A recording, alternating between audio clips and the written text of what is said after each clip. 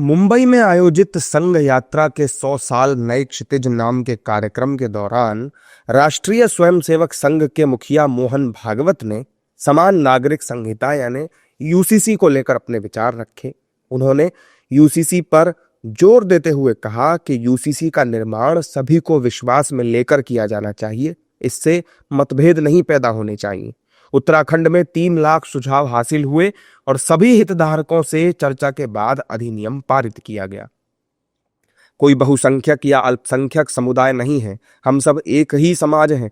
मुस्लिम और ईसाई समुदाय के लोगों के साथ विश्वास, मित्रता और संवाद कायम करने की जरूरत है। मोहन भागवत के यूसीसी वाले बयान पर सियासी बवाल मच गया। विपक्षी दलों के नेताओं ने उनके बयान का विरोध करते हुए बीजेपी पर तीखा हमला बोला। विपक्षी दलों के नेताओं का कहना है कि 2014 के बाद से ही बीजेपी सरकार ध्यान भटकाने के लिए यूसीसी का मुद्दा उठाने का काम करती रही है। अच्छा विचार के साथ साथ जो भारतीय जनता पार्टी की ये मैनिफेस्टो में रहा है, उनकी विचारधारा से जुड़ा हुआ है।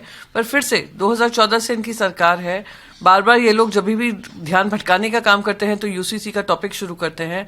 सभी कह रहे हैं कि लार्ज स्टेक होल्डर से बातचीत होनी चाहिए, लोगों से बातचीत करिए, स्टेक होल्डर से बातचीत करिए, उनका कॉन्फिडेंस जीतिए, उसकी डायरेक्शन में काम करिए, तब ये कुछ निर्णय हो सकता है। पर सिर्फ ये स्टेटमेंट हर दूसरे साल छोड़ देना कि यूसीसी अच्छा विचार है, यूसीसी अच्छा विचार है, तो उसे बस यही दिखाई देता है ना कि आप बस you are just merely paying lip service. अब ये अध्ययन नहीं किया उनके बिना अध्ययन किए यूसीसी आ गया आपके स्टेट के अंदर। आदिवासियों को तो आपने रगड़ दिया उसके अंदर। यूसीसी का नुकसान सब जहां पर होगा ना, आपको पता चल जाएगा। मोहन भागवत जी ने आरएसएस के 100वीं वर्षगांठ के शुभ अवसर पर, एक माइलस्टोन है किसी भी संस्था के लिए, एक भाषण में कई बातें कही। उसमें उन्होंने यूजीसी पे कहा, उसमें उन्होंने अच्छे दिन पर कहा, उस पर उन्होंने 3 बच्चे पैदा करने की बात कही। बहुत सारे उनकी बयान आए हैं। मुझे ऐसा लगता है कि मोहन भागवत जी खुद भी वहाँ के आरएसएस के अध्यक्षता के पद को की समाप्ति का समय आया है, वो दोबारा उस पद पर बने रहना चाहते हैं, वो उनका अंदरूनी मामला है। वहीं दूसरी ओर सत्ता पक्ष के नेताओं ने भागवत के बयान का समर्थन किया।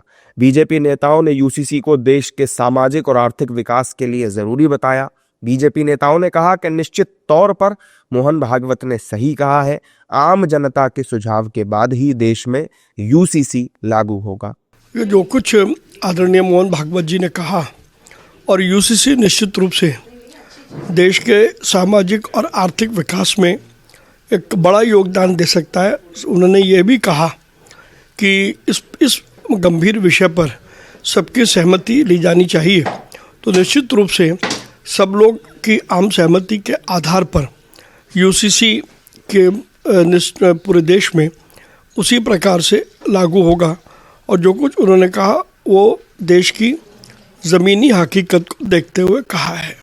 देखिए, राष्ट्रीय स्वयंसेवक संघ के लोग चाहे राष्ट्रीय मुद्दे हों, अंतर्राष्ट्रीय मुद्दे हों, आर्थिक मुद्दे हों, सामाजिक मुद्दे हों, सभी मुद्दों पर गंभीरता के साथ, तर्कों और तथ्यों के साथ, और लोगों के जो नब्ज है, पब्लिक की सोच है, पल्स है, उसको समझते हुए जो है उसका अध्ययन भी करते हैं और तर्कों और तथ्यों के साथ उस पर आगे भी बढ़ते हैं। और मैं मानता हूँ कि जो कॉमन सिविल कोड है, जो हमारे के संविधान निर्माताओं ने हमें दिशा निर्देश दिया है, जो गवर्नमेंट ऑफ द डे है उसको दिशा निर्देश दिया है कि कॉमन सिविल कोड जो है वो हमारे देश में लागू होना चाहिए। अब हमारे देश में आज़ादी का अमृतकाल चल रहा है और मैं मानता हूं कि देश में कॉमन सिविल कोड लागू होना समाज के लिए अमृत साबित होगा। देखिए, यूनिफॉर्म सिविल कोड तो हमारे संविधान निर्माताओं ने भी इसको फोर्स ही किया था। बाद में कांग्रेस ने तुष्टीकरण के कारण में अलग अलग धर्मों के लिए अलग अलग जो नियम कानून लगा दिए। हम तो पूरे तरीके से इसके समर्थन में। देखिए किस तरीके से उत्तराखंड ने इसे लागू किया। इसने पहले ड्राफ्ट बिल को जारी किया, सजेशंस माने 3 लाख सजेशंस आए उत्तराखंड सरकार के पास। उन 3 लाख सजेशंस को इनकॉर्पोरेट किया गया। जो अच्छे सजेशंस थे, जो मेजॉरिटी व्यू था, उसको ज़रूर तरजीह दी गई उत्तराखंड सरकार के द्वारा। उसके बाद यूसीसी लागू किया गया, तो कहीं कोई परेशानी नहीं है। तो हमारी सरकार कृत संकल्पित है, पूरे देश में यूनिफॉर्म सिविल कोड आज न कल तो ज़रूर आएगा। मोहन भागवत के यूसीसी को लेकर दिए गए बयान पर सियासी बयानबाजी तेज हो गई है। विपक्षी दलों के नेताओं ने भागवत के बयान पर कड़ा पलटवार किया, वहीं बीजेपी ने उनके बयान को सही ठहराया है। अब ऐसे में भागवत के बयान ने सत्ता पक्ष और विपक्षी दलों के नेताओं को आमने सामने लाकर खड़ा कर दिया है।